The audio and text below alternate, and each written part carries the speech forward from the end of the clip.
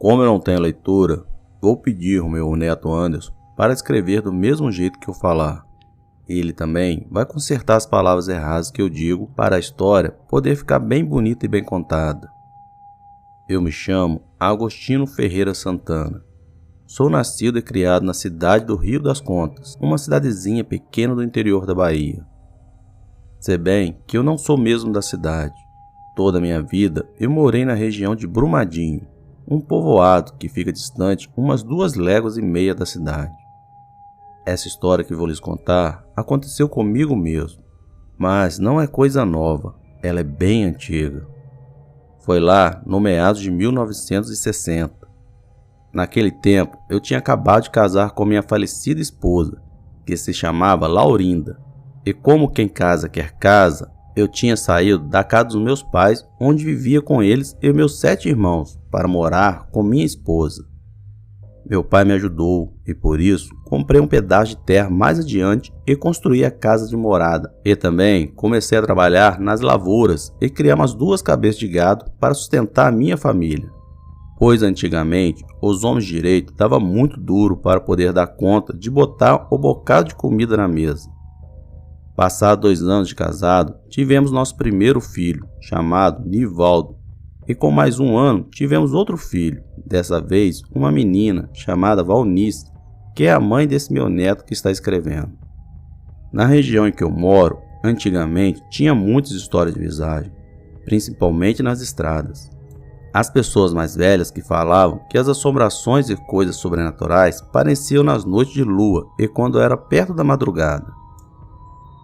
Para falar a verdade, eu não tinha muito medo, pois não acreditava nessas coisas de assombração, mas também eu não zombava de nada que o povo contava e também dos negócios que o povo botava na estrada. De vez em quando eu gostava de ir na venda do seu Virgulino, que ficava em um arraialzinho, distante assim à base de meia légua, tomar umas pingas e conversar com os amigos. Só que eu trabalhava o dia todo e o tempo que eu tinha era da noite depois da lida.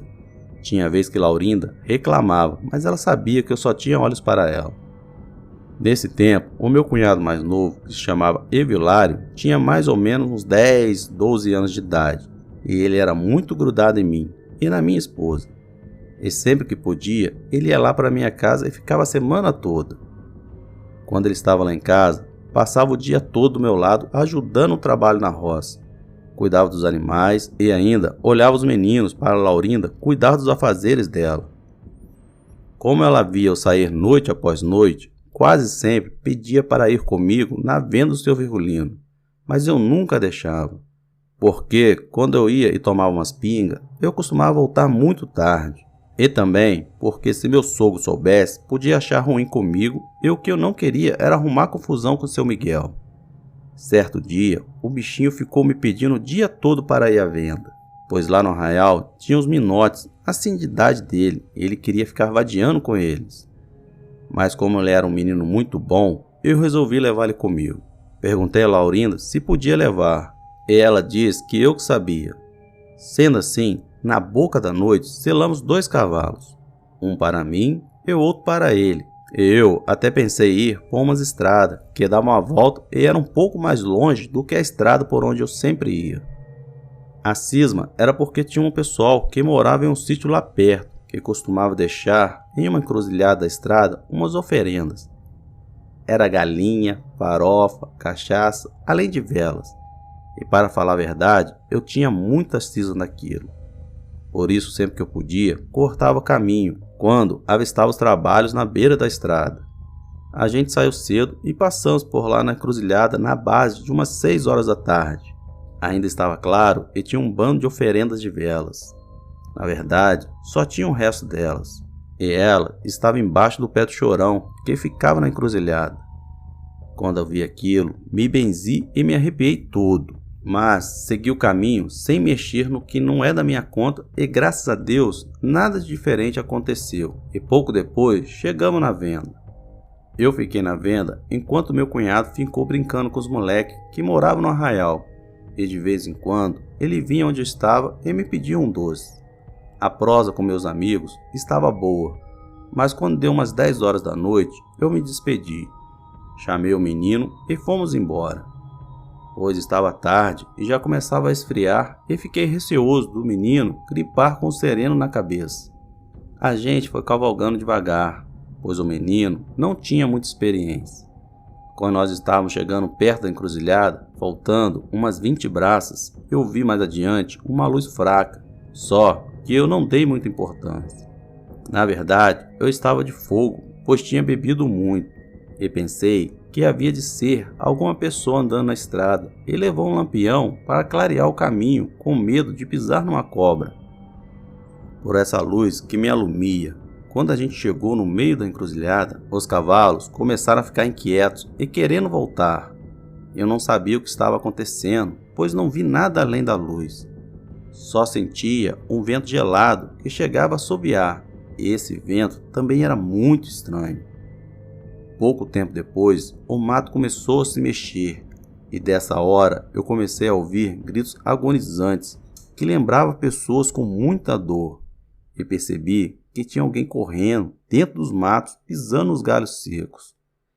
Meu cunhado ficou com muito medo daquilo, mas penso no menino de ouro, pois, diante de uma livuzia daquela, ele engoliu o choro e nem disse nada, só fazia uns choramingos bem baixinhos. Colocamos os cavalos para correr e fomos para minha casa. Por sorte, a porteira estava só encostada e foi só empurrar e passar para o lado de dentro do terreno. A gente chegou muito assustado, e quando passamos para dentro de casa, o meu cunhado começou a contar para mim e Laurinda o que ele viu. O menino falou que tinha um velho de cabelo branco dentro do mato correndo de um lado para o outro e dava cada pulo que subia na árvore e depois descia.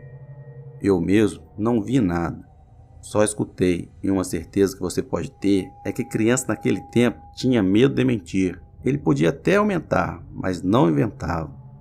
Fiquei muito intrigado e aquela noite deu trabalho para agarrar no sono, pois eu também tinha escutado os gritos e ainda tinha os cavalos que refugaram. Mas para confirmar o que o menino disse e que a história do pessoal da redondeza era verdade, eu decidi passar por lá de novo. Falei com Laurinda que eu ia voltar lá para ver se o velho era gente ou assombração. Mas dessa vez eu ia sem tomar sequer um gole de pinga, para ter certeza que tinha um velho na encruzilhada.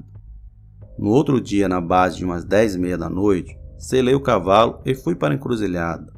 Laurinda ainda me disse que eu deixasse de teimosia, pois se eu mesmo tinha escutado as latumias e o menino viu, era porque tinha mesmo uma visagem lá na encruzilhada. Eu era muito teimoso mesmo.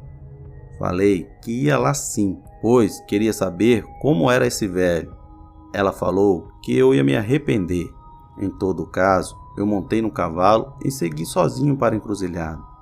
Chegando perto, vi a mesma luz embaixo do pé do chorão, e ela parecia uma vela ou um candeeiro. Eu continuei adiante. Foi então que o cavalo refugou e não tinha jeito dele seguir adiante. Por isso, eu desci, puxei ele pelo cabresto e depois amarrei uma estaca da cerca e fui caminhando a pé mesmo. Quando eu cheguei na encruzilhada, olhei para a beira da estrada e tinha um velho do cabelo branco, cabeça baixa no canto da cerca, do lado de umas comidas e bebidas com um candeeiro na mão. Na hora que eu vi ele, pensei que era uma das pessoas que deixavam as oferendas ali naquele lugar. Em todo caso, eu achei muito estranho, pois eu morava naquela redondeza há mais de 30 anos e nunca tinha visto aquele velho por lá. Mesmo assim, eu me aproximei e falei: "Boa noite, senhor. Precisa de ajuda?" Ele se virou para mim e do nada começou a rir. Ele tinha uma risada medonha e depois começou a andar na minha direção. Me deu medo daquele velho. Corri até onde tinha deixado o meu cavalo. O cavalo estava muito inquieto e eu muito assustado. Montei e resolvi sair correndo daquela encruzilhada. Eu só parei quando estava na porteira da minha casa e por alguns dias eu evitei passar por lá, principalmente às noites. Alguns dias depois, fui fazer uma visita para minha avó, que se chamava Joana. Ela era entendida nesses assuntos. Conversa vai, conversa vem, contei o acontecido para ela. Foi então que ela me perguntou: mas não é tu que diz que essas coisas não existem? Foi bom tu ver para acreditar. Depois que ela me falou isso, deu uma risada e me contou o que o meu cunhado tinha visto, e se tratava do espírito de um velho que o povo chamava do velho da encruzilhada, que havia morrido há muitos anos atrás, mas ele continuava ali para não deixar ninguém mexer nas oferendas. Ela me disse que eu não devia se meter no que eu não entendia e que talvez esse velho fosse até minha casa, pois eu desafiei ele. Mas que ela ia fazer um preparado para eu usar e também pendurar na porteira e no beiral da casa, e com isso o velho não poderia se aproximar muito de mim. Essa foi a minha sorte. Em uma sexta-feira, por volta de umas 10 da noite, eu estava vindo da venda para minha casa. Como eu estava usando um preparado que minha avó tinha feito para mim, eu me sentia mais seguro. Antes de chegar na encruzilhada, eu me arrepiei. Foi então que, de repente, eu comecei a escutar um samba vindo da casa do pessoal que fazia as oferendas e morava em um dos braços da encruzilhada.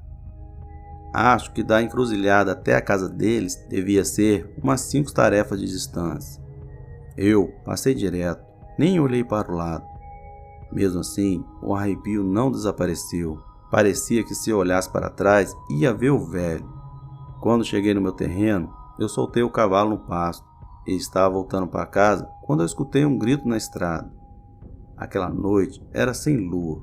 Mesmo assim, deu para ver que o velho estava parado em frente à porteira do meu terreno, mas ele não passou para o lado de dentro e depois sumiu. Aquela foi a última vez que eu vi aquele velho, mas em compensação já vi um lobisomem e também levei uma sova do caipora. Só que esse é para uma outra vez. Uma boa noite.